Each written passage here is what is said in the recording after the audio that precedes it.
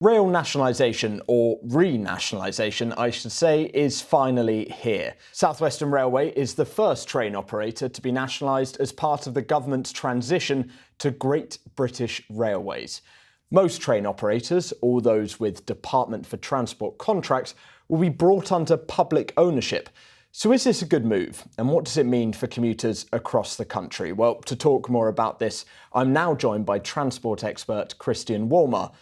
Christian, let me start by asking that question. Is this a good move? I think it is a good move because the railways always sat rather uncomfortably as a entirely commercial private operation. Essentially, they're a social good. In other words, they're something that we all need and is an important part of our infrastructure.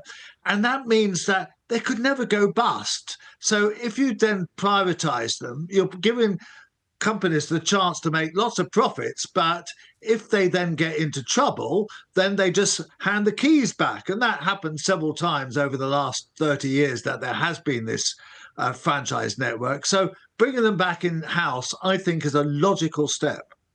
Some, though, will worry, won't they? Because they may remember the times when all the trains were nationalised and services weren't quite up to what consumers and commuters were expecting. What would you say to those who do remember those times and who fear this move? Well, you're obviously too young to remember those times. And actually, the truth of the matter is that British Rail in its last 5 to 10 years was a very effective organisation which managed to make improvements to the railways much more cheaply than under privatisation.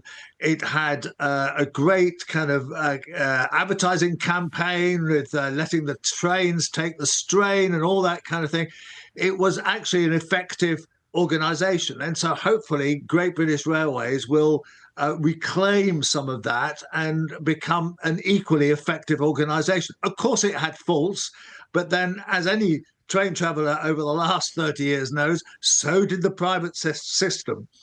And why do you think we have got to this point? I mean, obviously, we had a Labour government elected, which supports nationalisation much more than a Conservative government. But why do we get to this point that private companies just weren't or were viewed as unable to continue running these franchises? Well, interestingly, if this process to create Great British Railways started under the Tories in 2018, when there was a chaos as a result of timetable changes that hadn't been properly thought through. And they spent several years working on this and actually produced a model of it, which is not quite the one that's been adopted by the Labour Party. So in a way, I'm sure they will jump on this and start criticising him, but it was their idea. They recognise that the railways are inherently better in the public sector because they are an essential part of our infrastructure, and therefore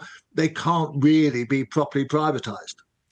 So if somebody is travelling on Southwestern Railway from Sunday, what difference will they actually notice? Well, probably not a lot, or anything indeed. They will, but over time, the railways should become more efficient. They should save quite a lot of money in all the costs that have been incurred under the fragmented system of consultants and lawyers and all the stuff and disputes between various players. And also, it should be easier for Great British Railways and the government to actually determine where investment should go, what decisions should be made over timetables, do all these things in a much cheaper, easier and more efficient way. But it will take some time to thread through. One thing you didn't mention there, though, was ticket prices. Do you think we'll see those drop? You won't see them drop, that's for sure. But I think there'll be a lot of pressure on the government, which sees this policy as very important, not to push up rail fares, particularly given that they've frozen fuel duty. So I suspect that they will try to avoid putting the prices up, the fares up by very much at all over the next few years, because they see this as an important policy area for them, and they want to make a success of it. You mentioned also that this allows more chance for kind of coordination across the country. Does that also apply to rail infrastructure, to improving the tracks and the actual rail infrastructure we have in the UK? Absolutely.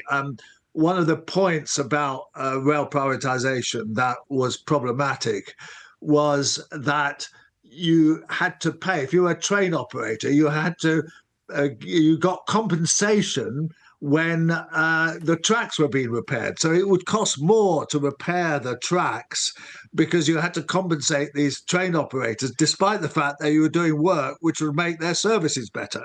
And it was those sort of stupid anomalies which is so important to get rid of, and that will make working on the railways, doing enhancements, renewing track, and all that more efficient and easier to carry out. So now we're in this process. As I mentioned earlier, we're expecting it to wrap up by the end of 2027. If you were going a year on from there, say, what would be a kind of checklist for you of signs of success of nationalisation?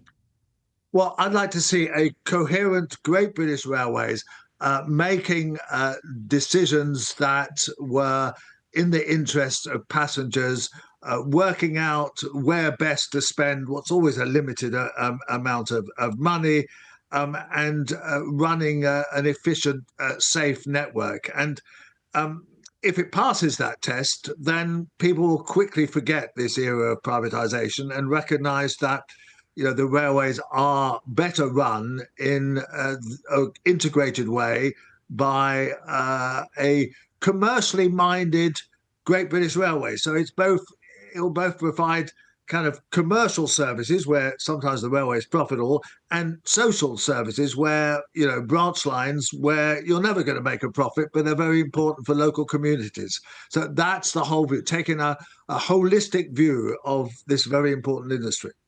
Is there a risk for the government here, though? Because commuters who are dissatisfied by their services would have once been able to blame private companies. Now the blame will be directly with the government, with the Transport Secretary.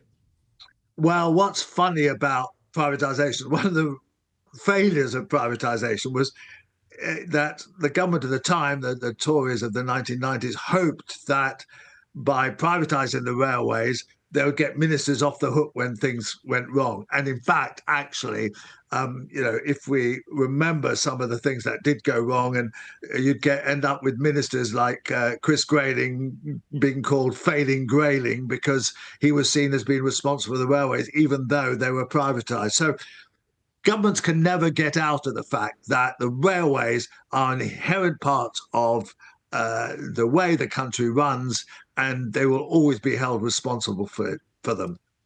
And obviously this is not the first franchise to be nationalised. We've already seen a number of franchises coming into government hands. What has the experience been there?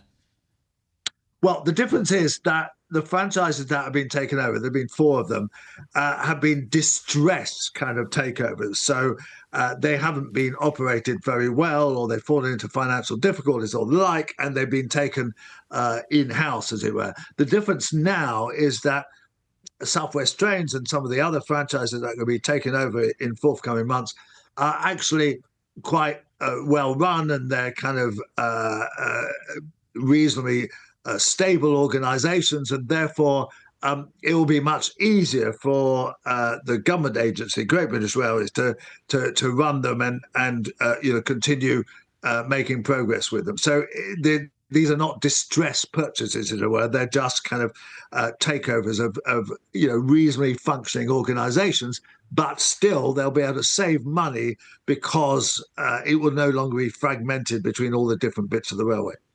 And are these purchases, is the taxpayers' money going towards these privatised companies to take over the franchises, or is it simply an end of a contract? It's simply an end of a contract, and that's an important point. There's no cost to this because they decided quite rightly that breaking the contracts would lead to all sorts of legal problems and issues. So instead, they're merely taking over contracts that have run out. And let me just ask you finally, if you had a crystal ball, would you think 30 years down the line we may see a desire again for privatisation, or do you think this nationalisation will stick? No, I think this will, be the structure for quite a long time because the privatisation experiment didn't really work. I mean, Railtrack was also privatised, which is now Network Rail, and that was taken back in-house because it essentially collapsed in the 2000s. And I can't see that any government would want to start breaking up the railways again. There's lots of other problems to deal with that are far more pressing. Christian Wormar, thank you very much for your time. Thank you.